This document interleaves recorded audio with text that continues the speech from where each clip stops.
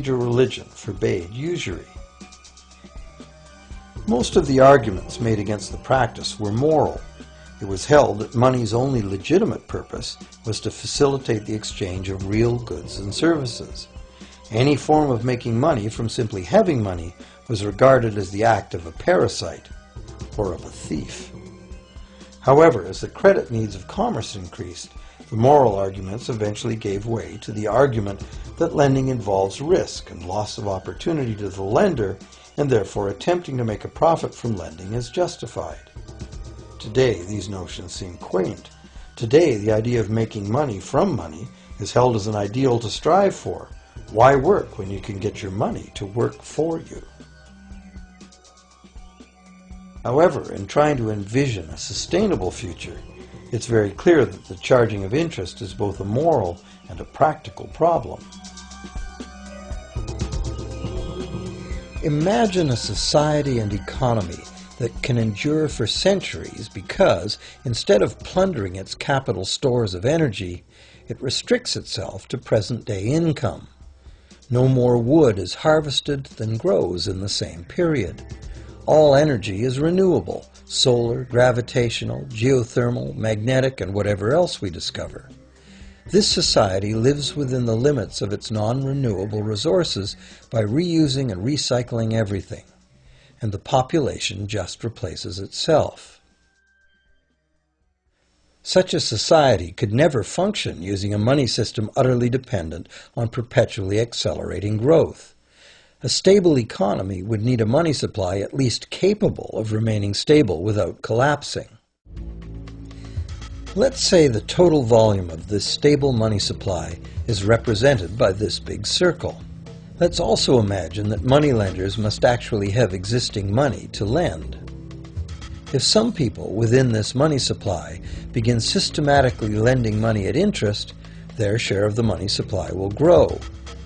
If they continually re-loan at interest all the money that gets paid back, what's the inevitable result? Whether it's gold, fiat, or debt money doesn't matter. The money lenders will end up with all the money. And after the foreclosures and bankruptcies are all filed, they'll get all the real property too. Only if the proceeds of lending at interest were evenly distributed among the population would this central problem be solved. Heavy taxation of bank profits might accomplish this goal, but then why would banks want to be in business?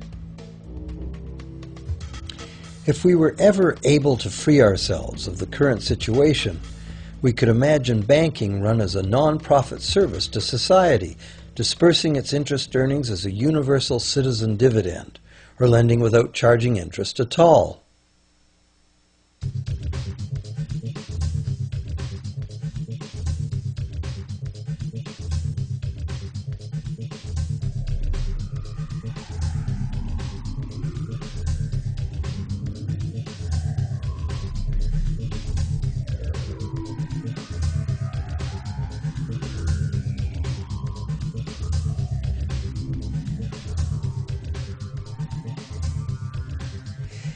If it is the fundamental nature of the system that causes the problems, tinkering with the system cannot ever solve those problems. The system itself must be replaced. Many monetary critics call for a return to gold-based money, claiming that gold has a long history of reliability. They ignore the many scams that can be played with gold, shaving coins, debasing the metal, cornering the market, all of which were abundantly practiced in ancient Rome and contributed to its fall. Some advocate silver, it being more abundant than gold and therefore more difficult to corner. Many question the need to bring back precious metals at all. No one wants to go back to carrying heavy sacks of coins to go shopping. It's a certainty that paper, digital, plastic, or more likely biometric ID money would be the real medium of trade, with the same potential for creating unlimited debt money we have now. Beyond that, if gold again became the sole legal basis of money, those who have no gold would suddenly have no money. Other monetary reform advocates have concluded that greed and dishonesty are the main problems, and that there may be better ways to create an honest and equitable money system than returning to silver or gold. Inventive minds have proposed a variety of alternate ways to create money. Many private barter systems create money as debt, much as banks do, but it is done openly and without charging interest. An example is a barter system in which debt is expressed as pledges of hours of work, all work being valued equally at a dollar figure that then allows hours to be equated with the dollar price of goods. This kind of money system can be set up by anyone who can devise a way to do the accounting and find willing and trustworthy participants. Setting up a local barter money system, even if it were little used now, would be prudent emergency planning for any community. Monetary reform, like electoral reform, is a big topic, and one that requires a willingness to change and to think outside the box. Monetary reform, again, like electoral reform, will not come easily, because the enormously powerful interests that benefit from the existing system will do their utmost to maintain their advantage. Now that we've seen that money is just an idea, and that in reality money can be whatever we make it, here's one very simple alternative monetary concept to consider. This model is based on systems that have worked in the past, in England and America, systems that were undermined and destroyed by the goldsmith bankers and their fractional reserve system.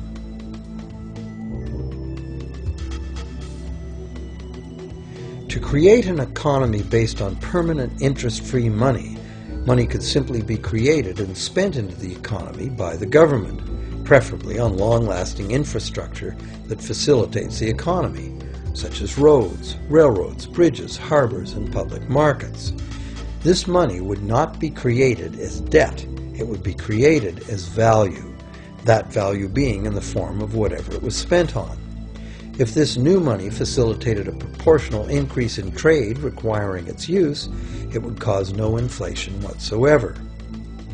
If government spending did cause inflation, there would be two courses of action available. Inflation is equivalent in effect to a flat tax on money. Whether the money goes down in value 20% or the government takes 20% of our money away from us, the effect on our buying power is the same. Viewed this way, inflation in place of taxation might be politically acceptable if well spent and kept within limits. Or government could choose to counter inflation by collecting tax monies that it then takes out of use, thus reducing the money supply and restoring its value. To control deflation, which is the phenomenon of falling wages and prices, the government would simply spend more money into existence. With no competing private debt money creation, governments would have more effective control of their nation's money supply. The public would know whom to blame if things went wrong. Governments would rise and fall on their ability to preserve the value of money. Government would operate primarily on taxes, as it does now, but tax money would go much, much further, as none of it would be required to pay interest to private bankers. There could be no national debt if the federal government simply created the money it needed. Our perpetual collective servitude to the banks through interest payments on government debt would be impossible.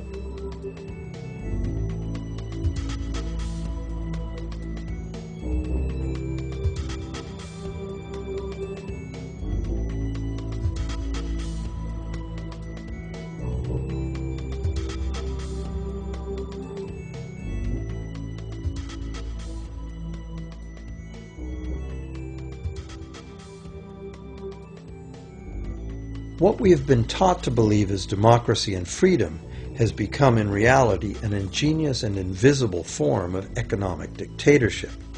As long as our entire society remains utterly dependent on bank credit for its supply of money, bankers will be in the position to make the decisions on who gets the money they need and who doesn't.